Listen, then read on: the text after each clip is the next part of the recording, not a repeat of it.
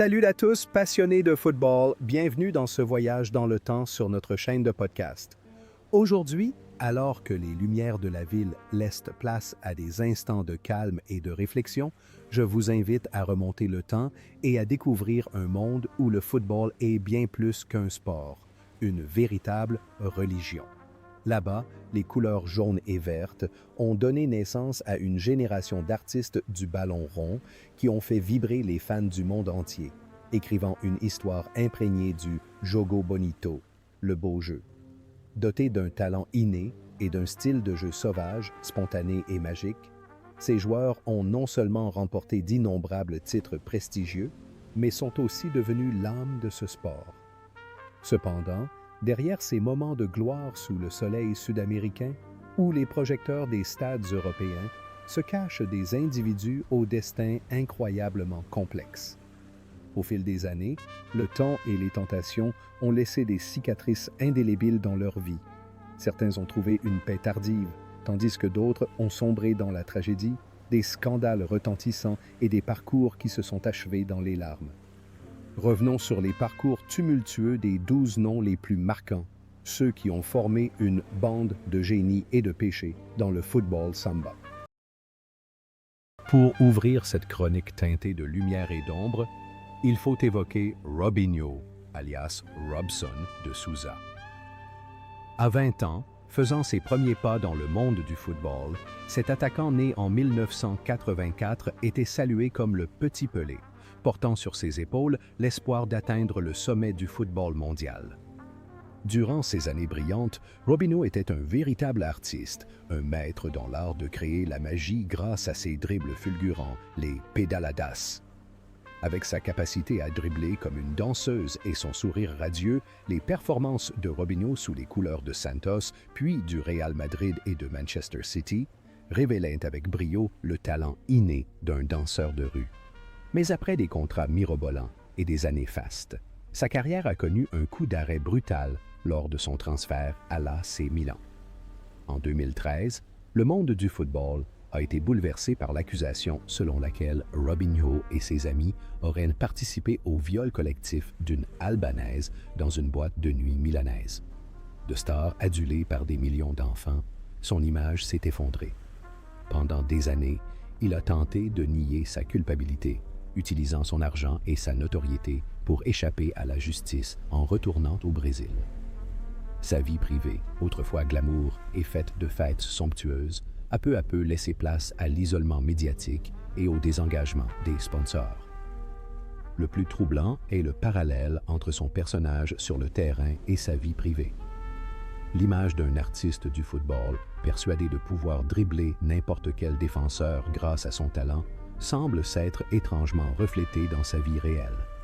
Sur le terrain, il était plein de malice et d'esquive pour se défaire du pressing. Dans la vie, Robinho cherchait lui aussi par tous les moyens à contourner la loi.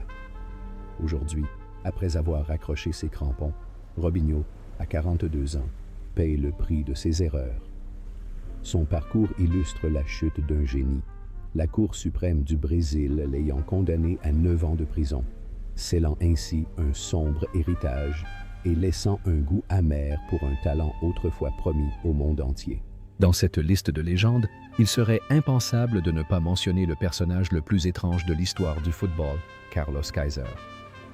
Au début de la vingtaine, ce jeune homme né en 1963 a commencé à orchestrer l'une des arnaques les plus spectaculaires.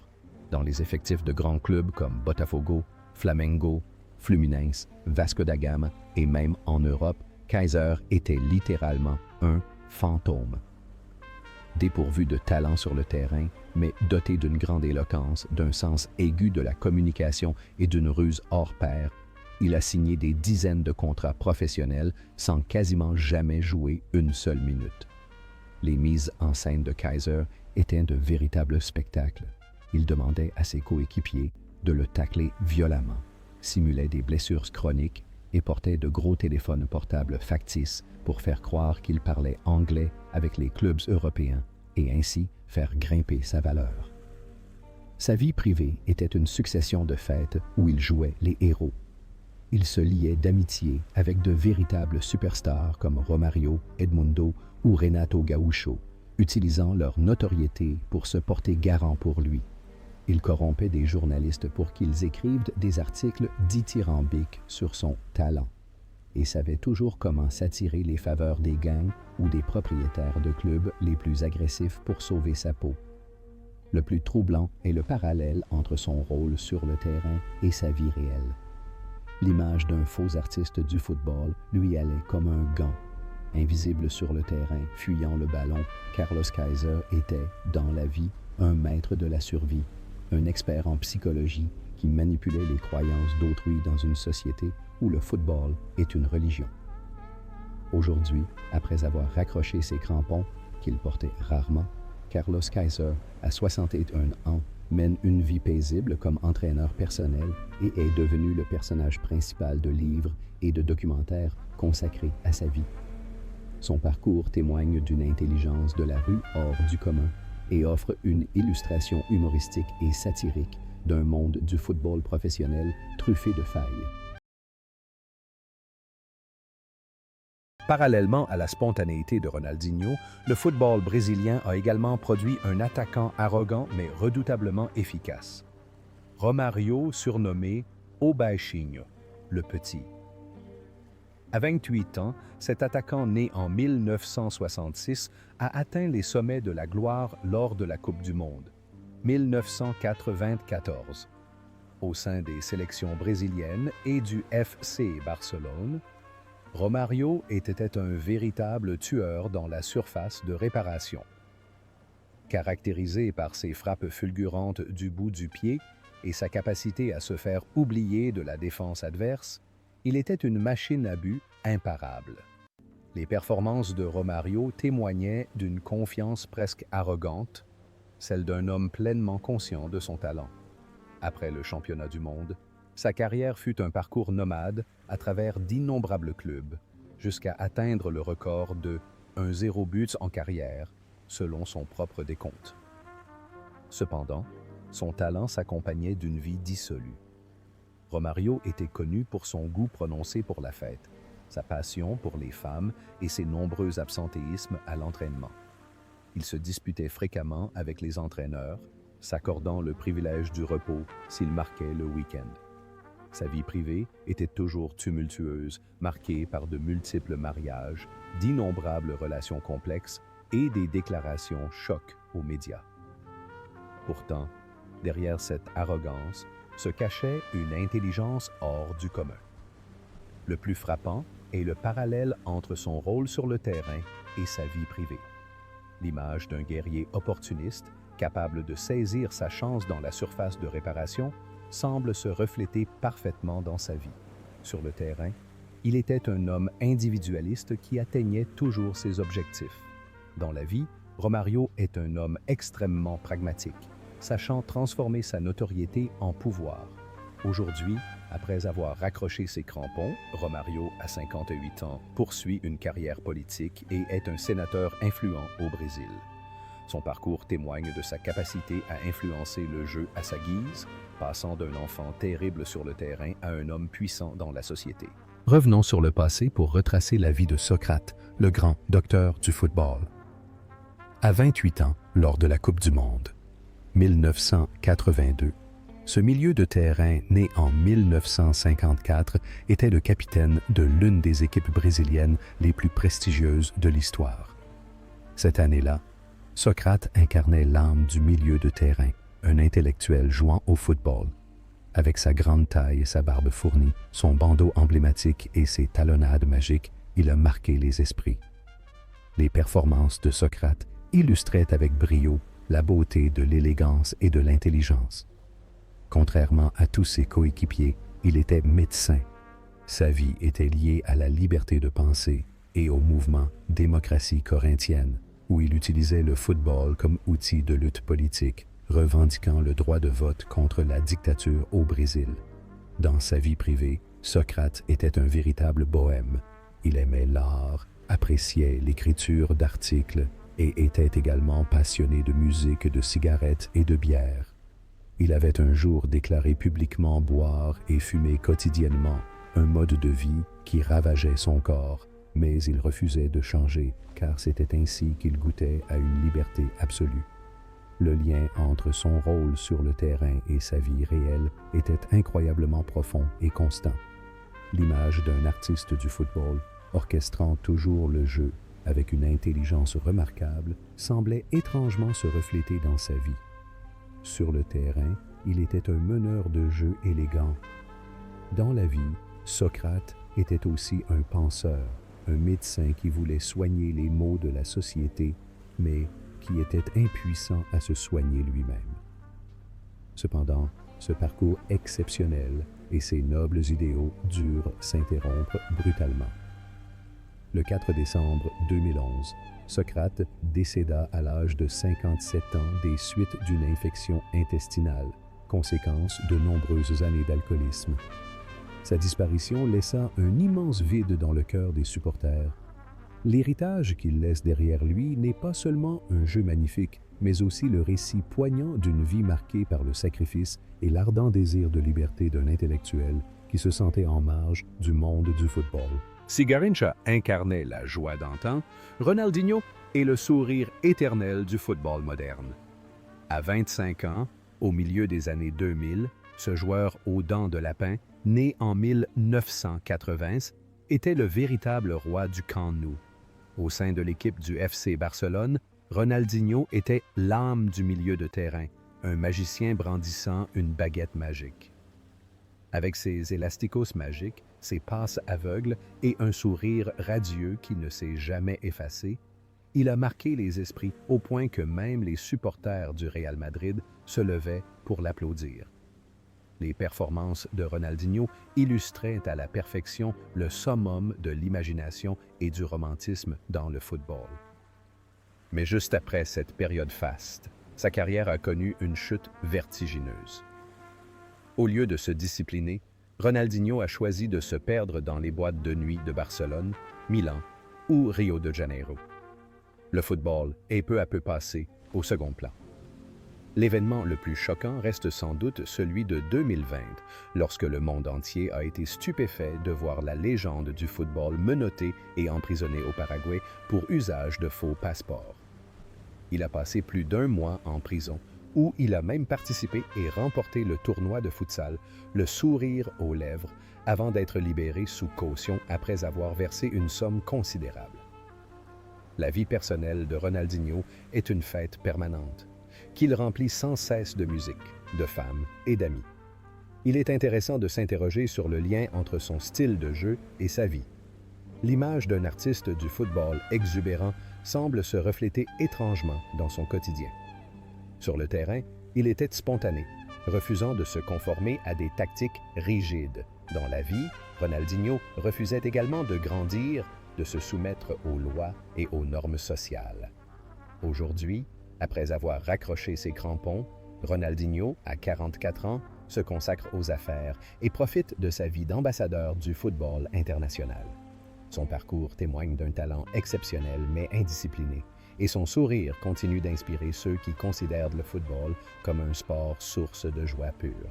En feuilletant les pages de l'histoire la plus glorieuse et la plus tragique du football brésilien, on découvre la silhouette de Garrincha, la joie du peuple. À 29 ans, lors de la Coupe du Monde 1962, cet ailier né en 1933 était la plus grande merveille du football mondial de l'époque. Au sein de l'équipe nationale, lorsque Pelé était blessé, Garrincha était l'âme irremplaçable, celui qui, à lui seul, hissait le Brésil au sommet du monde. Avec ses jambes arquées de naissance, son dribble magique et son incroyable candeur, il ridiculisait tous les défenseurs. Les performances de Garrincha incarnaient le football le plus pur, celui qui fait vibrer les cœurs. Après ses sommets, sa vie réelle fut un gouffre sans fond. Il n'a jamais considéré le football comme un métier pour gagner de l'argent. Pour lui, ce n'était qu'un jeu. Cette candeur l'a rendu vulnérable à l'exploitation par les clubs, le menant à la ruine. Parallèlement, il sombrait dans l'alcool et les amours passagères. Il était célèbre pour ses nombreuses liaisons extra-conjugales, ses enfants dispersés aux 4 coins du monde et son mariage tumultueux avec la chanteuse Elsa Soares. la cachaça était sa seule compagne une fois les projecteurs du stade éteints. Le plus troublant est le parallèle entre son rôle sur le terrain et sa vie privée. L'image d'un artiste du football apportant la joie à des millions de personnes semblait en totale contradiction avec son destin tragique. Sur le terrain, il était un homme libre, dansant et surmontant tous les obstacles. Dans la vie, Garrincha était une victime pitoyable, prisonnier de la dépendance et de l'exploitation sociale. Pourtant, ce parcours à la fois glorieux et amer s'est brutalement interrompu. Le 20 janvier 1983, Garrincha décédait à l'âge de 49 ans d'une cirrhose dans un hôpital misérable, seul et sans ressources. Sa disparition a laissé un vide immense dans le cœur des supporters et a jeté le discrédit sur le football italien. Son héritage ne se limite pas à des dribbles magiques, mais constitue également le récit poignant d'une vie marquée par la cruauté de la célébrité. Dans la lignée des attaquants à l'âme sauvage, impossible d'ignorer Edmundo, surnommé O Animal, l'animal. À 24 ans, en 1995, cet attaquant né en 1971 était l'un des talents les plus exceptionnels du football brésilien. Que ce soit à Palmeiras ou à Vasco da Gama, Edmundo était un buteur impitoyable et imprévisible.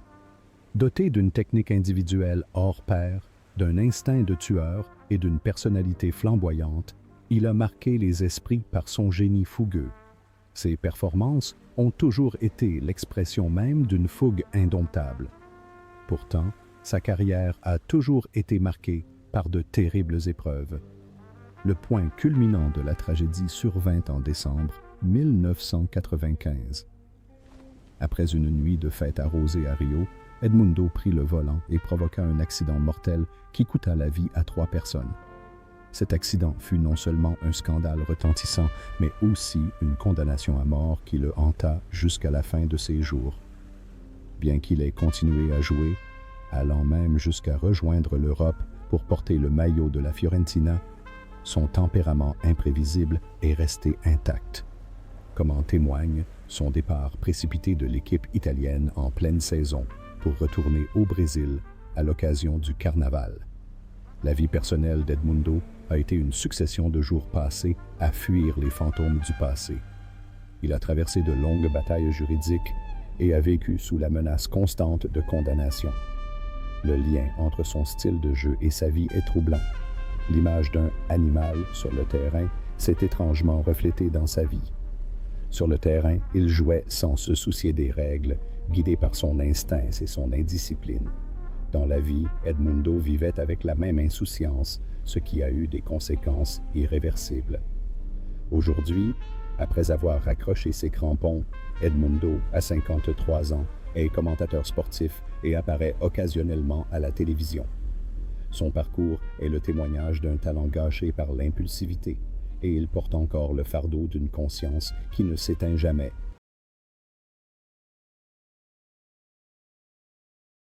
Quittant les lumières scintillantes de l'Europe, revenons sur les bidonvilles de Rio, berceau et terre de la carrière de l'empereur Adriano. Au début du 21e siècle, à peine âgé de 20 ans, cet attaquant né en 1982 incarnait la force brute. Sous les couleurs de l'Inter Milan, Adriano était un roc en attaque, un véritable tank. Grâce à son pied gauche surpuissant, son jeu défensif redoutable et son sens du but aiguisé, il semait la terreur en Série A. Les performances d'Adriano dans sa vingtaine illustraient à merveille l'autorité de l'empereur. Mais un jour, le drame survint. L'appel annonçant la mort de son père adoré en 2004 le bouleversa. Il se réfugia dans l'alcool pour apaiser sa douleur, et sa carrière sombra peu à peu dans une profonde dépression. Après son départ de l'Inter Milan, il est retourné au Brésil, non pas pour retrouver les sommets, mais pour revenir à ses racines, la favela de Villa Cruzeiro. La presse internationale a été stupéfaite de découvrir les images de l'ancienne superstar mondiale brandissant un AK-47, fréquentant des gangs de trafiquants de drogue et faisant la fête dans les ruelles délabrées. Sa vie privée est un rejet total de la gloire factice. Il n'avait besoin ni de villas à plusieurs millions de dollars, ni de voitures de luxe. Il lui suffisait de marcher pieds nus, de faire des grillades et de boire des bières avec ses amis d'enfance. Le plus troublant est le parallèle entre son rôle sur le terrain et sa vie réelle. L'image d'un guerrier courageux, d'un empereur invincible sur le parquet, semble en totale contradiction avec son destin. Sur le terrain, il était un géant invincible, mais dans la vie, Adriano était un enfant orphelin de père, à l'âme d'une fragilité extrême. Aujourd'hui, après avoir raccroché ses gants, Adriano, à 42 ans, mène une vie paisible et simple avec sa famille à Rio de Janeiro. Son parcours témoigne d'une vérité poignante. Parfois, l'amour et la sérénité sont plus importants qu'un trône de gloire, et il a choisi d'être un homme heureux et ordinaire plutôt qu'un empereur solitaire.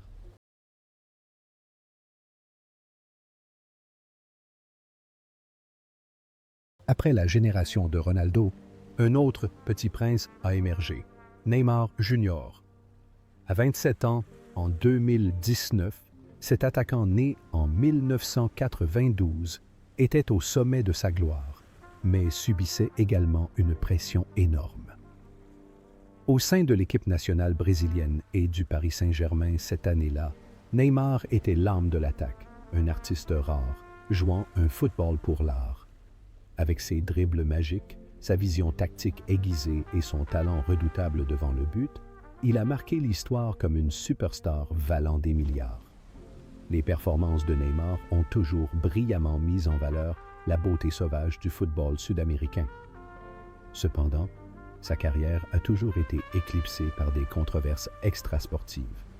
En 2019, un scandale a éclaté lorsqu'un mannequin brésilien l'a accusé d'agression sexuelle dans un hôtel parisien. Bien que Neymar ait nié les faits, allant jusqu'à publier des messages privés pour se défendre et que la police ait classé l'affaire faute de preuves, cet événement a profondément terni son image. La vie quotidienne de Neymar est un autre monde, rythmé par des fêtes qui durent toute la nuit, des parties de poker extravagantes et des romances passagères. Comment il concilie la gloire du terrain et sa vie privée a toujours fait débat, car son talent semble n'avoir jamais pu s'exprimer pleinement, freiné par des blessures à répétition et un mode de vie dissolu. Il est frappant de constater que l'image d'un artiste du football, toujours prêt à danser avec le ballon, semble en contradiction avec l'immense pression qui pèse sur ses épaules. Sur le terrain, il est un joueur en quête de joie pure, comme un enfant. Dans la vie, Neymar est un géant qui porte le poids de toute une nation, toujours en quête de maturité. Aujourd'hui, à 32 ans, Neymar reste un pilier d'Al Hilal après avoir quitté l'Europe pour relever de nouveaux défis et signer des contrats lucratifs. Même s'il n'est plus au sommet de sa forme et qu'il souffre constamment d'une déchirure ligamentaire, la flamme de la passion qui l'anime brûle toujours, et chacun de ses pas, ou même ses scandales, est toujours scruté de près par les fans et les médias du monde entier sans ciller.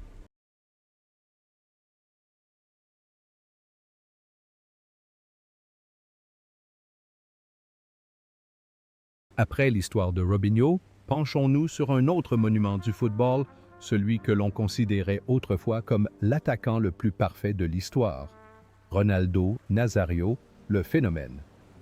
Au début de la vingtaine, ce buteur né en 1976 terrorisait toutes les défenses.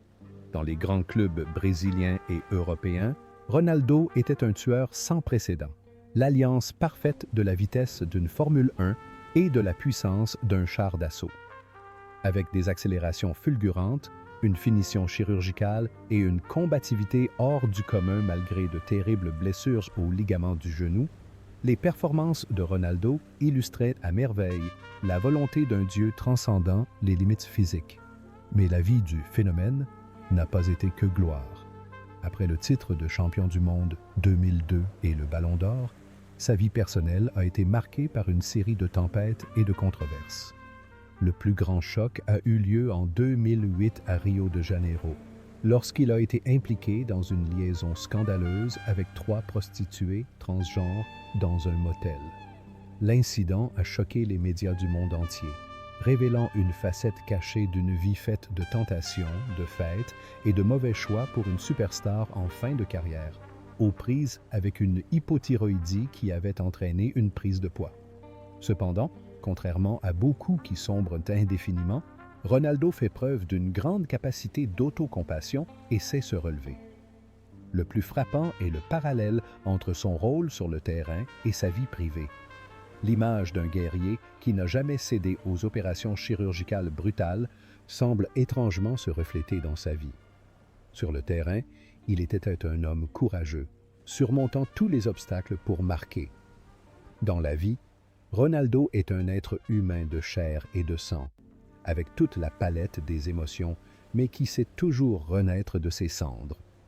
Aujourd'hui, après avoir raccroché ses crampons, Ronaldo Nazario, à 48 ans, se consacre aux affaires et à la gestion sportive, après avoir été propriétaire du Real Valladolid et de Cruzeiro. Son parcours témoigne d'efforts inlassables et de la capacité à se racheter et continue d'inspirer la jeune génération de joueurs sur la façon de surmonter les pires tragédies de la vie humaine.